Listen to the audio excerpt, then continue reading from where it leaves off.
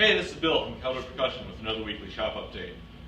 Today I've kind of just got one thing I want to talk about.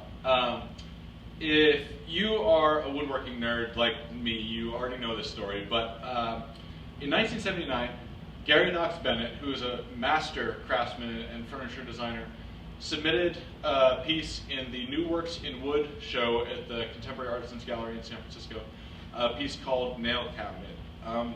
Nail Cabinet was a 6-foot tall, solid Padauk cabinet that was staggeringly beautiful and technically perfect, with box joints and a curved glass door and custom hardware, and also a 16-penny nail hammered into the top cabinet door and bent over, and craters from errant hammer blows. And he was really just trying to prove a point with this piece. You know, he created this beautiful work of technical mastery and slammed this nail into it, just to kind of like poke fun at the idea of this snobby culture of like high art or gallery art. And that idea really has resonated with me, you know, and he caused quite a stir too. It got featured in Fine Woodworking magazine, and sort of the whole like woodworking community flipped out about it, you know, that this was this disrespectful thing. But I don't think that's true. I think he had a really good point, you know. So to that end, this is sort of my expression of that same idea. I would never compare my own middling skills to like the inimitable mastery of Gary Knox Bennett, but the idea is there. This is a 14 by 24 inch rope tension bass drum in clear acrylic, with figured curly bubinga over maple hoops finished with high gloss acrylic and custom LEDs.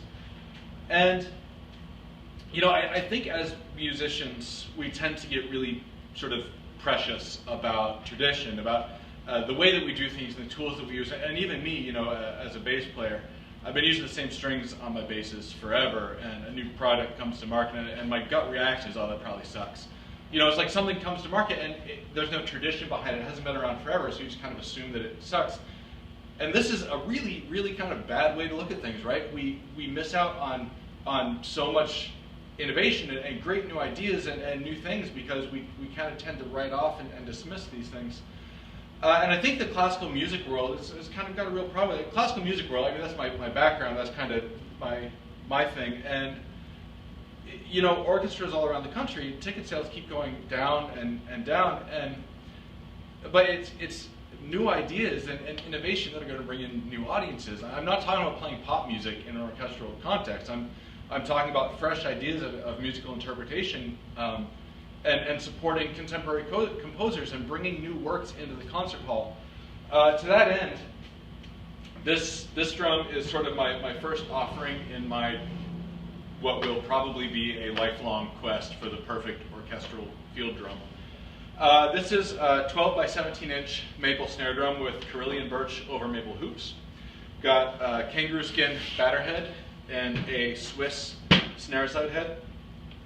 Got a multi-timbral snare system where the 3 snare materials can be thrown off all at once or individually, which is primarily for tuning purposes, but I find to be very helpful. Right now, the 3 snare materials I have on it are wound classical guitar strings, heavy gauge gut, and unwound classical guitar strings. Still experimenting here, which is why this still looks like a mess. So I still need to dial in the materials a little bit more, and there's a couple hardware modifications I want to make. But in general, I am extremely optimistic with the sound of this drum. I think this is going to be an awesome instrument.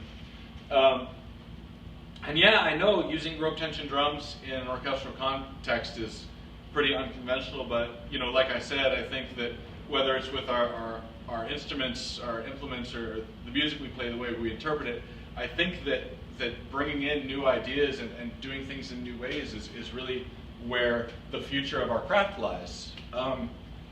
So yeah, I mean, I love Bach, Beethoven, and Mozart as much as the next guy, but I don't want to hear the same interpretation that we've heard for hundreds of years. You know, like, why?